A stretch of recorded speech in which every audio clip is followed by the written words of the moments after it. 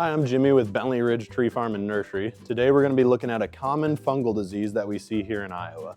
The one we're looking at today is called black knot. Black knot is a fungal disease that affects a lot of prunus varieties here in Iowa, ranging from cherries to plums and other prunus varieties as well. The first thing we're going to be looking at with the black knot is how to identify this fungus.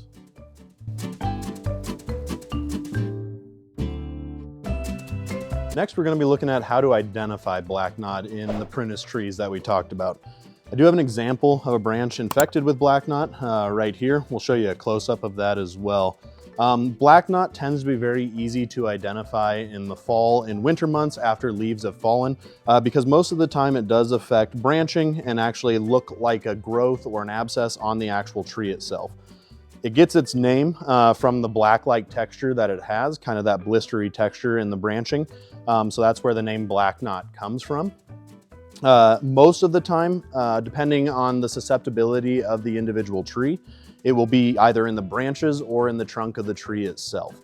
Sometimes in the trunks of the tree, you will notice kind of an oozing substance coming out of the branch or out of the tree in late summertime.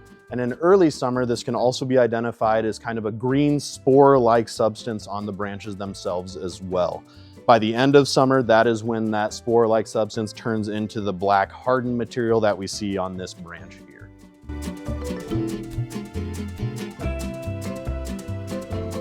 Now we're going to be looking at how black knot spreads from one area to another. Iowa has several prunus varieties that are native here, including black cherry, American plum, other cherry varieties. We do see a lot of prunus family here in Iowa. Those tend to be host plants for black knot, and then it can spread to residential areas and ornamental trees, as well as fruit-bearing prunus trees as well. The way that black knot primarily spreads is airborne. In the spring, predominantly when you have wet conditions, that is going to be the most likely for the pathogen to spread. It spreads via air. It can also spread via other host tissue, host plants. It can be moved around in that sort of situation. So as we look further down the road at how to eradicate this fungus, we do want to make sure that we dispose of all of the damaged plant material, because even branches left on the ground with black knot on them can spread to new plant tissue in the spring. Another thing to be pretty aware of with the spreading of this fungus is that if you have a damaged portion of your tree or a wound or prune wounds or anything open that is allowing that tissue to be open, black knot is more likely to get into one of those branches than it would be a non-affected branch.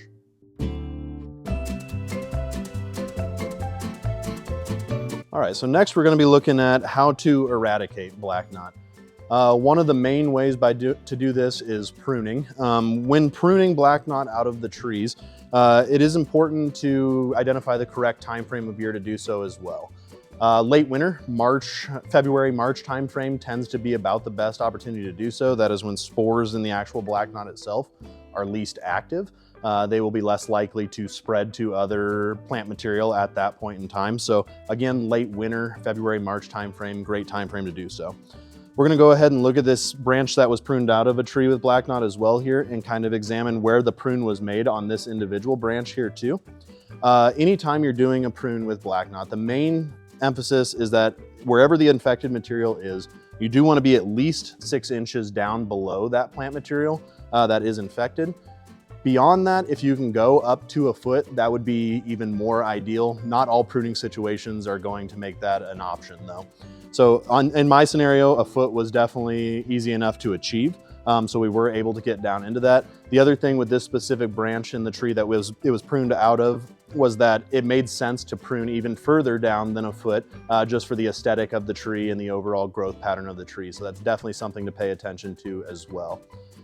In this individual tree, there was only one instance of black knot, as noted by the obvious gall in the tree itself there, which made for only one prune cut. One important thing with fungal diseases like black knot though is the sanitation of your pruners and equipment after each individual cut. Here at Bentley Ridge, we like to use at least 70% isopropyl alcohol. The higher the concentration, the better for cleaning those wounds or for cleaning those pruners and tools and things like that to make sure that they're sanitized between each cut. because again, this fungus can spread via other material or other things moving from place to place. So making sure you have the proper equipment and making sure you have the right sanitation levels for that is huge. So again, we would just kind of want to reiterate, late winter pruning on this is going to be the best time frame to do so. However, there are going to be situations where you might notice black knot at a different point in the season. This doesn't mean that you should necessarily wait until late winter to do it, but if you do have a tree that is very affected or you didn't notice the black knot on the tree until the late winter, that is a great time frame to get that pruned out. For trees where we do notice additional galls or more things popping up in the growing season, we will look at both eradication and applying a fungicide of sorts on there to help limit the amount of exposure that this fungus has in the area. So next we'll be looking at fungicides that are cited to work well against black knot.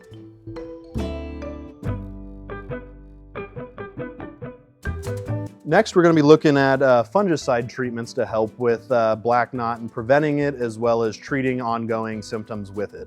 Again, what we kind of want to reiterate is the first step of this eradication process is the removal of the actual galls themselves. This again should occur in late February, March timeframe, kind of that late winter window there. Next though would be kind of using fungicides to help prevent the spread of this disease and hopefully limit the amount of exposure that this disease has or that this fungus has.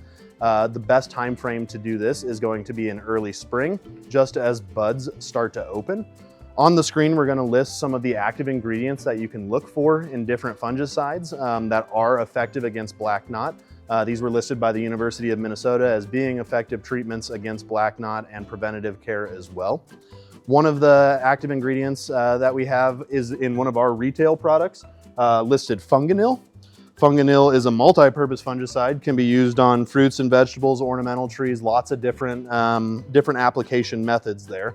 Again, you want to spray starting in the spring, right at bud break. When those buds start to open on the plant material, that's when you would want to start spraying this.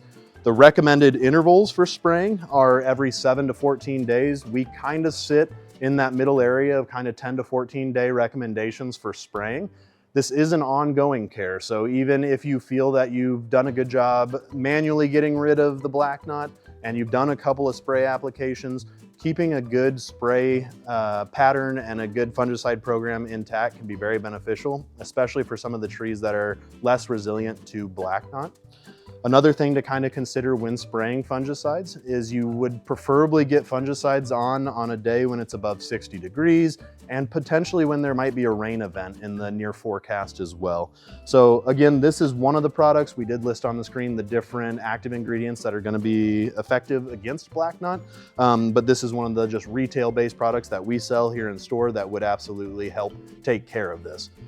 Another thing just to consider with this as well is we've talked a lot on the eradication side of things and getting rid of black knot and kind of taking care of it once it's already there. Fungicides like Funganil can definitely be applied as a preventative measure as well. If you know there's black knot in your area, or if you know there's native trees that could contain black knot in the area, it would absolutely be worth getting this on your tree sooner than later, even before the black knot is there, just to be used as a preventative measure. So overall today we went over the fungal disease black knot. Just a quick recap on black knot. Again, it's this gall-like thing that appears in branches of trees, has a black kind of blistered appearance to it. You'll see it in prunus trees, which can include cherry and chokecherry and plum, several other flowering almond. There's several other prunus family as well that could contain black knot. One thing we do definitely like to emphasize with black knot and trees that are susceptible to black knot is don't stray away from the prunus family either. One of our favorite trees that we sell out here, this is actually a tree from my front yard at home, is the Canada red chokecherry. It is part of the prunus family. It obviously can get black knot. It is an amazing tree. The ornamental value, the aesthetic value, the other things that come along with that tree are amazing. Also in the prunus family are cherry trees. People love the taste of cherries. By no means should this fungus steer you away from getting a cherry tree or steer you away from a chokecherry or a plum or several other options there. It is something to be aware of, but all in all, it is a very easy fungus to eradicate. It is a very easy fungus to treat for. It is a very easy thing to prepare for in advance and kind of do a fungicide spray program in advance if you do think black knot could be in your area. So don't be afraid of the Prunus family. If you do notice black knot, get on that eradication effort 6 inches to a foot below the actual knot itself. And then just make sure to sanitize, sanitize, sanitize on all of your material.